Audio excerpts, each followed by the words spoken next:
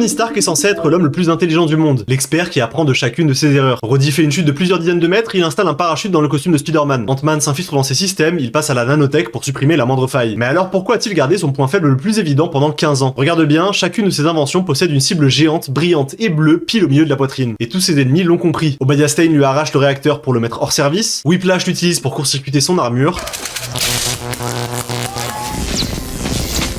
et même son propre ami s'en sert contre lui. Bucky essaie de le broyer à main nue et Captain America termine le combat en plantant son bouclier directement dans ce réacteur.